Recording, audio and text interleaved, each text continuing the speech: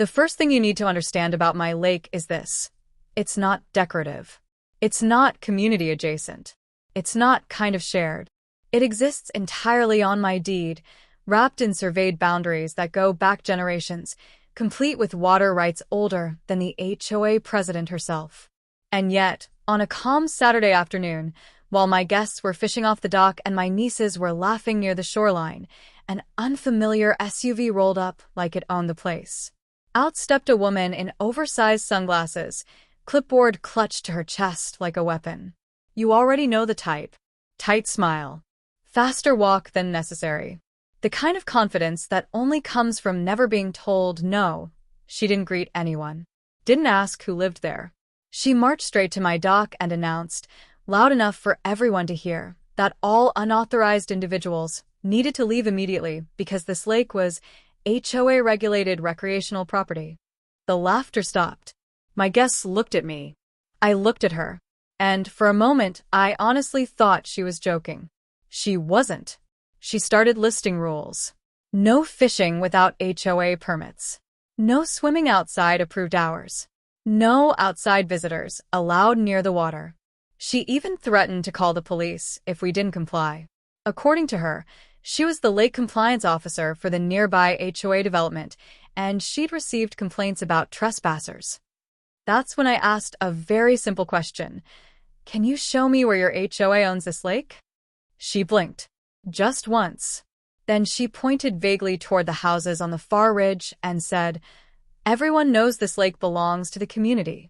I walked her 10 steps to the property marker, then 10 more to the engraved boundary stone. I explained, calmly and slowly, that the water, the shoreline, the dock, and the access road were all part of my private land.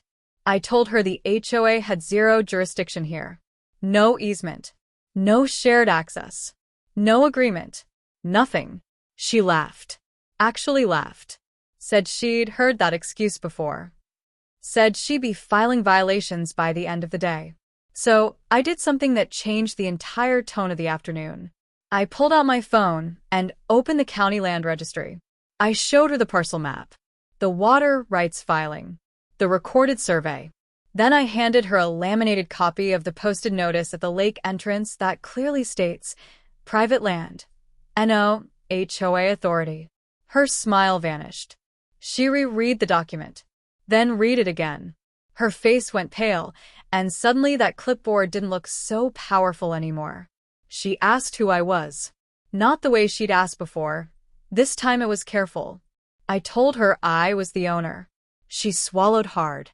And that's when I said the sentence that made her completely freeze. This is my private land. And you just attempted to remove my invited guests from it. You could feel the shift.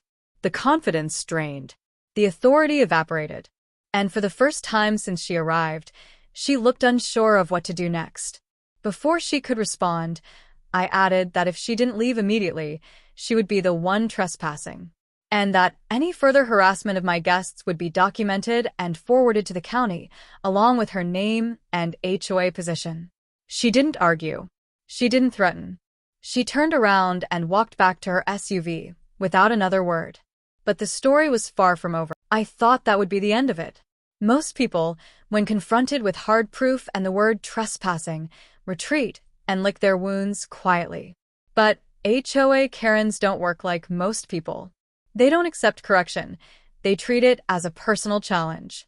Less than an hour after she left, my phone rang. Unknown number. I answered anyway. It was her. Her tone had completely changed. No shouting. No authority voice. Instead, she spoke slowly, carefully, like someone choosing each word to avoid legal landmines. She said there had been some confusion about the lake's status and that she wanted to clarify a few things for her records. I told her there was no confusion at all and that everything she needed was publicly filed with the county. She paused, then asked if the HOA could temporarily suspend enforcement while they reviewed their documents. That was the moment I knew this wasn't over.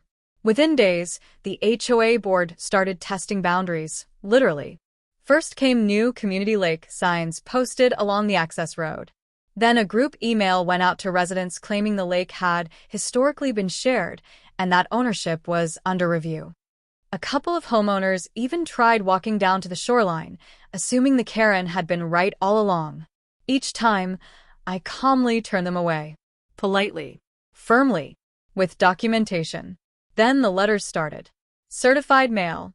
HOA letterhead. Accusations of blocking community access. Threats of fines. Demands that I restore shared use of the lake. They even cited bylaws that didn't apply to my land at all. It was like watching someone try to enforce city parking rules in the middle of a farm. So I stopped responding emotionally and started responding strategically. I hired a property attorney who specialized in land and water rights. Not cheap, but very thorough. He pulled records going back over a century. Old deeds. Easement denials.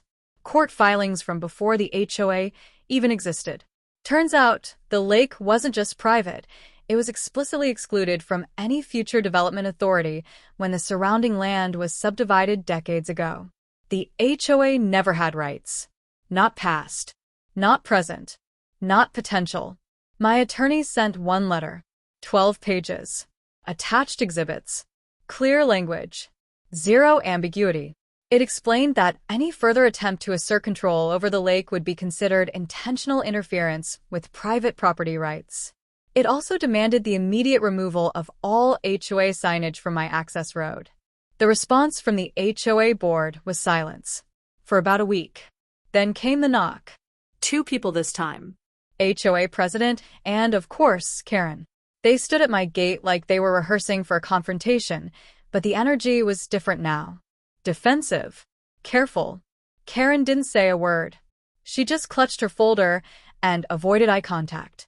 The president tried diplomacy. Said they wanted to find a cooperative solution. Said residents were upset. Said the lake had become a sensitive issue. I listened. Then I asked one question. Do you acknowledge that the lake is my private property and not subject to HOA control? He hesitated. I told him that hesitation was the problem.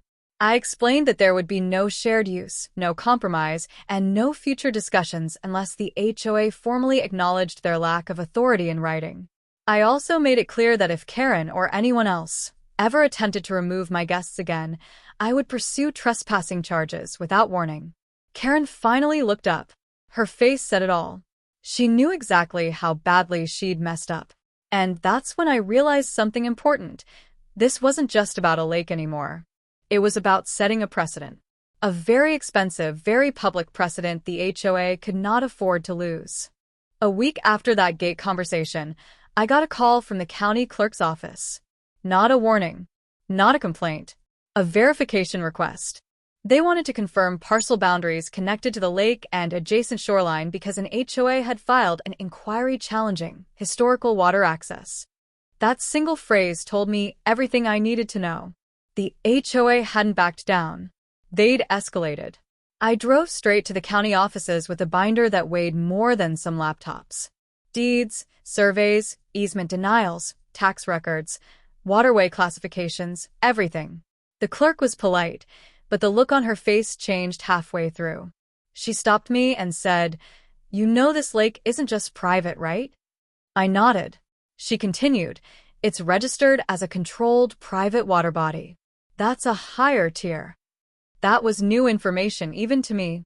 Turns out, decades ago, the original owner had gone through a special designation process to prevent public or community encroachment. It wasn't just excluded from HOA authority, it was shielded from it. The county had records showing multiple developers had attempted and failed to gain access rights long before this HOA ever existed. The clerk made copies. Lots of copies. 3 days later, the HOA received a response from the county. Not a neutral one. A formal notice stating that the lake fell entirely outside their jurisdiction and that continued assertions of authority could constitute misrepresentation. That letter also mentioned potential penalties if the HOA knowingly misled residents about property rights. That's when the HOA residents started turning on the board. I know because my phone started blowing up. Not angry calls, confused ones. People asking why they'd been told the lake was communal. why dues had allegedly been earmarked for lake maintenance, why access had suddenly become a legal issue. One homeowner even admitted Karen had encouraged them to assert their rights before I locked things down. That phrase didn't age well. At the next HOA meeting, which I did not attend, things apparently went nuclear. I later obtained the minutes through a public records request. Residents demanded explanations. Financial transparency. Copies of the bylaws Karen had been quoting. The board president attempted to calm everyone by saying the matter was under review. Karen spoke next. According to the transcript, she doubled down. She claimed the county was wrong. Claimed private lakes were rarely enforceable. Claimed I was bluffing and would eventually be compelled to allow access. She even suggested the HOA consider legal action to test ownership. That suggestion cost them everything, because one resident, an attorney as luck would have it, stood up and asked a simple question: did we collect dues based on a benefit we don't legally have? Silence. Then another resident asked if HOA funds had been used to print signs, send letters, or consult lawyers about land they didn't own. More silence. By the end of that meeting, the board had voted to suspend any action related to the lake. Karen resigned her enforcement liaison role on the spot. Not out of guilt, out of self-preservation. But the damage was already done. My attorney advised me to move quickly, not defensively. We filed a preemptive declaratory judgment action asking the court to formally recognize my exclusive rights and prohibit future HOA interference. It wasn't aggressive, it was surgical. The filing cited county records, meeting transcripts, and the HOA's own correspondence as evidence of overreach. Once filed, it became public record. That's when the narrative flipped. The HOA wasn't protecting community resources anymore. They were an organization accused of fabricating authority, misusing funds, and harassing a private landowner. Local gossip did the rest. Real estate listings quietly removed lake access from descriptions. Realtors stopped making promises they couldn't back up. Karen? She went silent. No calls. No visits. No emails. But silence doesn't mean resolution. It just means everyone is holding their breath. The court response didn't come with drama. No gavel slams. No urgent hearings. Just a thick envelope delivered to the HOA's registered address and copied to my attorney. That quietly changed everything. The judge assigned to the declaratory judgment didn't mince words. In the preliminary order, the court acknowledged receipt of the county records, the historical designation of the lake, and the HOA's documented attempts to assert authority where none appeared to exist. The key phrase was buried in the middle of the order but hit like a truck. Plaintiff has demonstrated a substantial likelihood of prevailing on the merits. In plain English, I was probably going to win. More importantly, the judge issued a temporary injunction. Effective immediately, the HOA and its representatives were prohibited from contacting me, my guests, or any third parties regarding access to the lake. No letters. No signs. No informational conversations. Any violation would be considered contempt of court. That injunction landed like a bomb. Within 48 hours, the HOA board scheduled an emergency closed-door meeting. Not a community meeting, just the board, their attorney, and an accountant. I know this because the HOA attorney later referenced it in an email that accidentally included me on the reply chain. Stress does funny things to people. That email was revealing. The attorney warned the board that the injunction exposed them to personal liability if they continued enforcement actions. Not HOA liability. Personal. He also raised concerns about dues collected under the assumption of lake access and suggested the board immediately reassess prior representations to members. Translation: fix this, or you're on your own. The next move was quiet but telling. Overnight, every lake access included sign disappeared from the neighborhood entrances. The HOA website was edited. Archived newsletters vanished. Even the community map posted near the clubhouse was replaced with a generic landscaping diagram. They were trying to erase history. Too late. During discovery, my attorney subpoenaed HOA communications related to the lake. Emails, texts, meeting notes. What came back was messy. Internal messages showed Karen repeatedly insisting the HOA act confident and enforce first, sort it out later. One board member questioned whether they had the authority at all. Karen's response was blunt. If we don't push, we lose control. Control. Not access. Not fairness. Control. That distinction mattered. The accountant's records were worse. HOA funds had been used for signage, legal consultations, and lake planning expenses over multiple years. All based on an amenity the HOA never legally possessed. That opened the door to claims far beyond my case, potentially from homeowners themselves. By the time the second court notice arrived, the HOA was already fracturing. 2 board members resigned within the same week. One cited personal reasons. The other sent a community-wide email apologizing for inaccurate information and promising transparency. Karen's name was noticeably absent from that message. She resurfaced briefly when the HOA attempted to distance itself from her actions. In a formal filing, they referred to her as a non-board volunteer who acted independently. My attorney didn't even have to argue against that. The emails spoke for themselves. The judge wasn't amused. In a follow-up order, the court scheduled an expedited hearing, not to debate ownership, but to address the HOA's conduct. The language was sharper this time. The judge questioned whether the HOA's behavior constituted harassment and whether further sanctions were appropriate. That's when the tone shifted from defensive to desperate. The HOA's attorney reached out to propose a settlement. Not mediation. Settlement. They offered written acknowledgement of my exclusive rights, a permanent non-interference agreement, and reimbursement of legal fees. They also asked, very carefully, whether I intended to pursue additional claims. I didn't answer right away, because this wasn't just about stopping interference anymore. The HOA had misled its own residents, misused funds, and nearly dragged multiple people into legal trouble over something that was never theirs. The final hearing wasn't dramatic in the way movies promise. No shouting. No last-minute revelations. Just a courtroom that felt very quiet as the judge worked through the facts, slowly, methodically, and without any patience left for games. By that point, the question of ownership wasn't really a question anymore. The lake was mine. The shoreline was mine. The access points were mine. The county records, historical surveys, and prior court precedents lined up cleanly. Even the HOA's own attorney stopped trying to argue otherwise. What was still on the table was accountability. The judge addressed the HOA directly.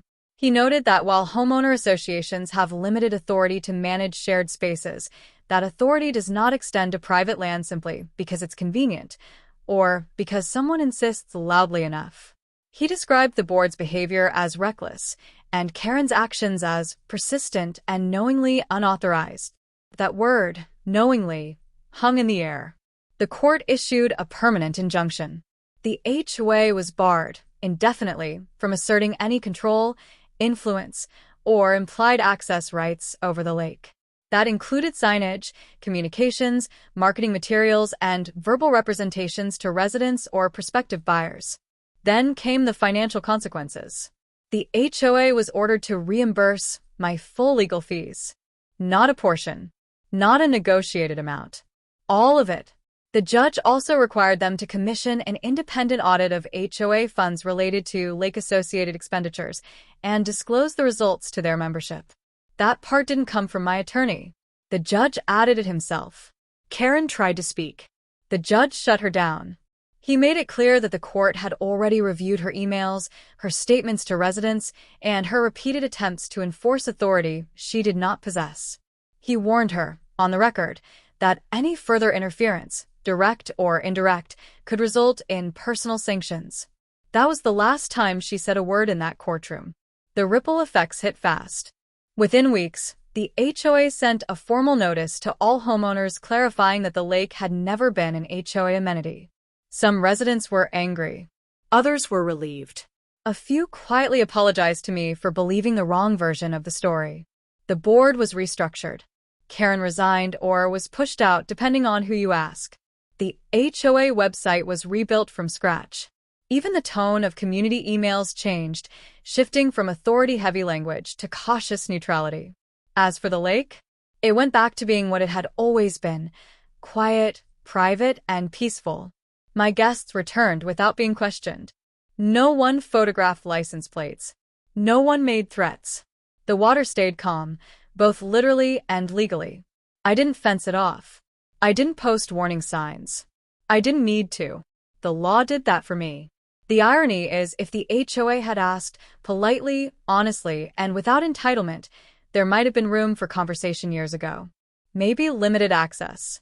Maybe shared use agreements. Maybe something mutually beneficial. But they didn't want cooperation. They wanted control. And control, without legal ground beneath it, collapses fast. Now the neighborhood drives past the lake knowing exactly where the boundary lies. Not because I yelled it. Not because I threatened anyone. But because a court put it in writing permanently. Some people still whisper about the case. Others pretend it never happened. Karen moved on to other community interests, according to social media. Me? I sit on my dock some evenings, watching the water do what it's always done. Reflect the sky, ignore the noise, and remind anyone paying attention that ownership isn't about who shouts the loudest. It's about who's actually right. And this time, that was settled once and for all.